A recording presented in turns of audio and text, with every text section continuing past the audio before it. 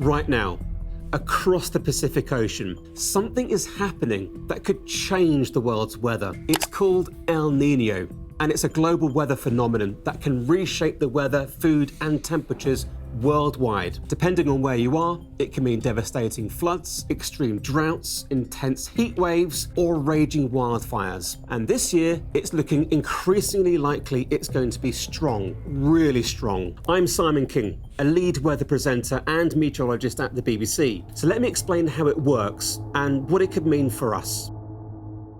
El Niño is a natural climate pattern where the tropical Pacific Ocean warms up well above normal levels. Think of the Pacific like a radiator. When it's turned on, the heat transfers into the atmosphere, boosting the global average temperature. You might have also heard of La Niña, and that's the cooler than average phase. We were just in that phase last winter, but now the tropical Pacific is warming up very quickly. And the latest data suggests we're already close to or even past the threshold for El Niño to begin. It can bring chaos to weather patterns all over the world, and it's expected to keep building, peaking in strength later this year. So how strong could it get? Well, forecasters around the world use different models to predict El Niño, and right now they're all pointing in the same direction. The Pacific is warming fast. US forecasters say that El Niño will officially form within the next month, and by late autumn or early winter, there's a 2 in 3 chance it will become strong or even very strong. Australian forecasters have similar predictions,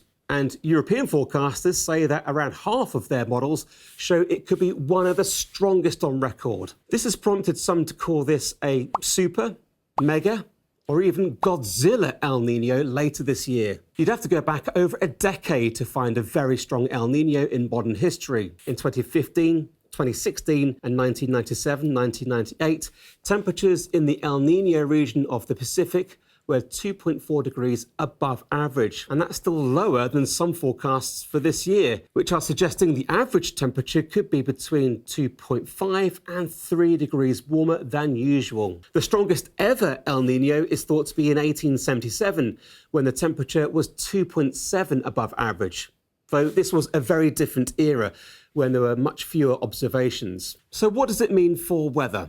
Well, this is the key. And there's one region which can be hit most directly. No two El Niños are exactly the same, and so officials say that the particular strength of an El Niño doesn't directly correlate with the strength of the impact seen. But we do know it's likely to have more of an impact to those regions around the Pacific. So flooding in northern Peru and southern Ecuador is common, but also potentially in East Africa, Central Asia, and southern portions of North America. At the same time, other regions get the opposite effect. El Niño tends to suppress Atlantic tropical storms, which might sound like good news, but for Central America, that leads to a lot less rainfall and potentially drought conditions. There is a greater chance of drought and wildfires in parts of Australia, Indonesia, and the north of South America, which can damage agriculture and reduce global food supplies. It will depend on the eventual strength of El Niño, but scientists are already suggesting that 2027 could become the warmest year on record. So how has El Niño affected the climate in the past? Well, the last El Niño in 2023-24 helped make 2024 the warmest year on record. And during the last very strong El Niño in 2015-2016 that I mentioned earlier, there was severe drought in parts of Africa, specifically Ethiopia and the Caribbean. Increased wildfires hit Central Asia, and there was a huge impact on food. The droughts and floods caused by that El Niño a decade ago affected the food security of more than 60 million people, according to the UN. Chocolate is one example where we could be paying more later this year and into next. After the last El Niño, chocolate got 15% more expensive because dry weather in Ghana and the Ivory Coast affected the cocoa harvests. Should we be concerned then? It's not just about chocolate prices.